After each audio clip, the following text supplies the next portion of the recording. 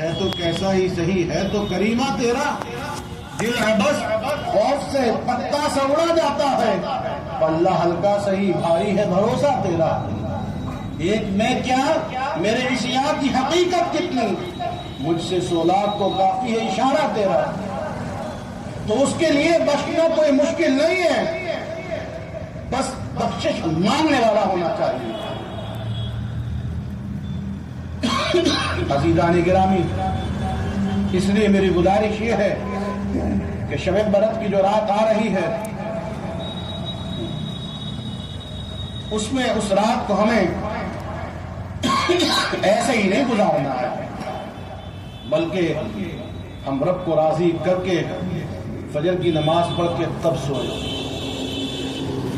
ایک مرتبہ درود پاک پڑھے، صلی اللہ علیہ وسلم صلی اللہ علیہ وآلہ وسلم، صلاۃ و سلام علیک یا رسول اللہ صلی اللہ تعالی علیہ وآلہ وسلم۔ آپ سے گزارش ہے، جس طرح آپ ہر سال جیسے ہم سحری کا انتظام کرتے ہیں، تو الحمدللہ آپ حضرات شب برات کی رات کے لیے تعاون اپنا پیش کرتے ہیں، تو کیونکہ سحری کا بھی انتظام کرنا ہے، تو آپ ہی لوگ جب تعاون پیش کرتے ہیں اسی سے سارا کام ہوتا ہے۔ تو میری گزارش ہے کہ شب برات کے جو بھی تبرک وغیرہ یا سحری کا انتظام ہوگا، اس کے لیے آپ حضرات اپنی جائز کمائی میں سے تعاون پیش کریں، جو بھی آپ سوچ سکے۔ ماشاء اللہ، سبحان اللہ، 100 روپے شب برات کے لیے اللہ قبول فرمائے۔ آپ سے جو ہو سکے اپنا تعاون پیش کریں، اللہ پاک سب کی حاضری کو اور سب کے تعاون کو اپنی بارگاہ میں قبول فرمائے، اور اللہ سب کو اس کا بہتر سے بہتر اجر فرمائے۔ ایک مرتبہ جھوم کر درود پاک پڑھیں، صلی اللہ علیہ وسلم صلی اللہ تعالی علیہ وآلہ وسلم، صلاۃ و سلام علیک یا رسول اللہ صلی اللہ تعالی علیہ وآلہ وسلم۔ چھت پر بھی جو حضرات کرنا چاہتے ہیں، نور عالم بھائی جا رہے ہیں، آپ حضرات نور عالم بھائی کو اپنا تعاون پیش کر دیں۔ عزیزان گرامی، شب برات ہم نمازوں سے کتنے دور ہیں؟ ایک واقعہ آپ کو بتاتا ہوں، ایک روایت۔ حضرت عیسیٰ علیہ السلام کا گزر، آرام آرام سے آپ چلتے جائیے، آپ ہاتھ میں نکال کے رکھ لیں، اب کیونکہ مسجد کا چندہ تو ہو چکا ہے، شب برات کا چندہ ہو رہا ہے، جو بھی آپ حضرات دینا چاہیں اپنے تیزی کے ساتھ نکال کے رکھنا۔ حضرت عیسیٰ علیہ السلام کا گزر ایک بستی سے ہوا۔ جب اس بستی سے آپ کا گزر ہوا، بیٹھ جاؤ، جب اس بستی سے آپ کا گزر ہوا تو دیکھا کہ وہ بستی سبز و شاداب تھی، خوب ہرا بھرا تھا، مکان بنے تھے، مگر جب کچھ سال کے بعد سے واپس گزر ہوا تو دیکھا گیا کہ جو سبز و شاداب بستی تھی، وہاں کی ہریالی سب ختم ہو چکی ہے، مکان ٹوٹے پڑے ہیں، نہر میں جو پانی تھا وہ بھی سوکھا پڑا ہے، یعنی جو بستی بہت سبز و شاداب تھی، مگر ماجرا کیا ہے؟ اب جب واپس آیا تو یہ ایسا حال کیوں ہے بستی کا؟ اللہ تبارک و تعالیٰ کی طرف سے حضرت عیسیٰ علیہ السلام پر وحی نازل ہوتی ہے، رب کا ارشاد ہوتا ہے، اے میرے پیغمبر عیسیٰ، یہاں کے لوگ بے نمازی تھے، نمازوں کو چھوڑتے تھے، نمازوں سے بے محرمی اختیار کرنی تھی انہوں نے، اس لیے آج اس بستی کا یہ حال ہو چکا ہے۔ اللہ اکبر۔ عزیزان گرامی، اللہ کا شکر ادا کرو کہ ہم نماز نہیں پڑھتے، مگر اس کے بعد بھی ہمارے پر پتھروں کی بارش نہیں ہو رہی، ہمیں موقع دیا جا رہا ہے، ہمارے اوپر پانی نہیں بند کیا جا رہا، ہماری روزی بند نہیں کی جا رہی، ہمارے اوپر طرح کے عذاب نہیں نازل کیے جا رہے، ہمیں ابھی بھی موقع دیا جا رہا ہے کہ ابھی بھی سمجھ جاؤ، سدھر جاؤ، توبہ کر لو، توبہ کا دروازہ کھلا ہوا ہے۔ یہ شب برات جو آ رہی ہے نا، شب برات کی رات میں ہی سارے فیصلے ہوتے ہیں زندگی اور موت کے۔ حضرت عائشہ صدیقہ رضی اللہ تعالیٰ عنہ فرماتی ہیں کہ آقا کریم صلی اللہ تعالیٰ علیہ وآلہ وسلم شعبان کے پورے مہینے روزے رکھتے تھے، یہاں تک کہ شعبان کو رمضان سے ملا دیتے تھے۔ آپ عرض کرتی ہیں، یا رسول اللہ صلی اللہ تعالیٰ علیہ وآلہ وسلم، آپ شعبان میں روزہ کیوں رکھتے ہیں؟ اللہ اکبر۔ اکبر عزیزان گرامی عرض کرتے ہیں یا رسول اللہ صلی اللہ علیہ وسلم شعبان کی اس رات میں اتنی عبادت کیوں کرتے ہیں اور 15ویں تاریخ میں پھر روزہ کیوں رکھتے ہیں؟ اللہ کے حبیب صلی اللہ تعالی علیہ وآلہ وسلم ارشاد فرماتے ہیں کہ اسی رات میں موت کا فیصلہ کیا جاتا ہے، موت لکھی جاتی ہے اور اسی دن موت لکھی جاتی ہے، اور اسی لیے میں 15ویں تاریخ کو روزہ رکھتا ہوں کہ جب میری موت لکھی جائے. کون فرما رہا ہے؟ نبی دو عالم صلی اللہ تعالی علیہ وآلہ وسلم فرما رہے ہیں کہ جب موت لکھی جائے تو میں روزے کی حالت میں ہوں. اللہ اکبر. عزیزان گرامی ہمارا حال کیا ہے؟ ہم تو رمضان کے روزے بھی نہیں رکھتے. میرے آقا صلی اللہ تعالی علیہ وآلہ وسلم تو شعبان کے پورے مہینے روزے رکھتے تھے.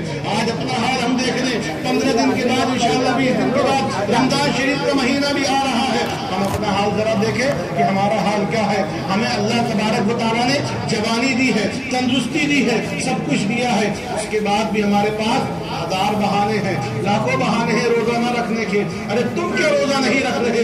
ہم کیا روزہ نہیں رکھ رہے؟ رب تبارک و تعالیٰ چاہ ہی نہیں رہا کہ تم روزے رکھو. اس کی عبادت اس کی بارگاہ میں وہی آگے جھکتا ہے جس کو وہ چاہتا ہے. اس بات سے یہ پتا چلتا ہے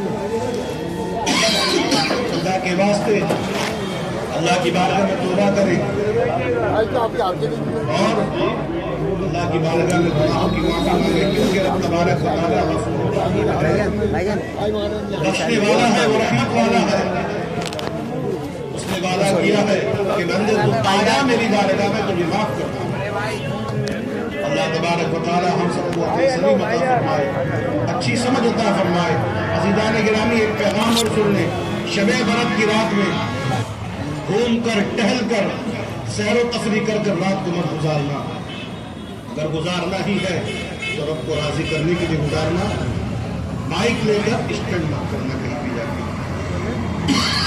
اور دوسری چیز یہ ہے ہمارے سنیوں میں ایک بہت برا چلن ہے یہ کہ اگربتی لے کر قبرستان جاتے ہیں اور قبروں پہ جا کے جلاتے ہیں. ارے آگ سے تو بچایا ہی جاتا ہے نا ہمیں، پھر ہم مرحوم کے پاس جا کے پھر آگ ہی جلا رہے ہیں. عقل کام کر رہی ہے؟ اگر آپ کو قبر پہ کچھ پیشی کرنا ہے تو گلاب کے پھول لے جاؤ، گلاب کے پھول لے جاؤ، قبر پہ جا کے پیش کرو. قبروں پر جانا رسول پاک صلی اللہ تعالی علیہ وآلہ وسلم کی سنت ہے. وقت نہیں ہے، نہیں تو بتا دا اگلی جماعت میں انشاءاللہ بتاؤں گا. باقی میری گزارش یہ ہے کہ آپ اگربتیاں لے کر قبرستان نہ جائیں، قبرستان کے اندر جا کے اگربتیاں لگائیں. نبی صلی اللہ علیہ وسلم ارشاد فرماتے ہیں کہ اسی رات میں موت کا فیصلہ کیا جاتا ہے، موت لکھی جاتی ہے اور اسی دن موت لکھی جاتی ہے. اور اسی لیے میں 15ویں تاریخ کو روزہ رکھتا ہوں کہ جب میری موت لکھی جائے. کون فرما رہا ہے؟ نبی دو عالم صلی اللہ تعالی علیہ وآلہ وسلم فرما رہے ہیں کہ جب موت لکھی جائے تو میں روزے کی حالت میں ہوں. اللہ اکبر. عزیزان گرامی ہمارا حال کیا ہے؟ ہم تو رمضان کے روزے بھی نہیں رکھتے. میرے آقا صلی اللہ تعالی علیہ وآلہ وسلم تو شعبان کے پورے مہینے روزے رکھتے تھے. آج اپنا حال ہم دیکھ لیں. 15 دن کے بعد انشاءاللہ 20 دن کے بعد رمضان شریف کا مہینہ بھی آ رہا ہے. ہم اپنا حال ذرا دیکھیں کہ ہمارا حال کیا ہے. ہمیں اللہ تبارک و تعالیٰ نے جوانی دی ہے، تندرستی دی ہے، سب کچھ دیا ہے. اس کے بعد بھی ہمارے پاس ہزار بہانے ہیں، لاکھوں بہانے ہیں روزہ نہ رکھنے کے. ارے تم کیا روزہ نہیں رکھ رہے؟ ہم کیا روزہ نہیں رکھ رہے؟ رب تبارک و تعالیٰ چاہ ہی نہیں رہا کہ تم روزہ رکھو. اس کی بات اس کی بارگاہ میں وہی آگے جھکتا ہے جس کو وہ چاہتا ہے. اس بات سے یہ پتا چلتا ہے خدا کے واسطے اللہ کی بارگاہ میں توبہ کریں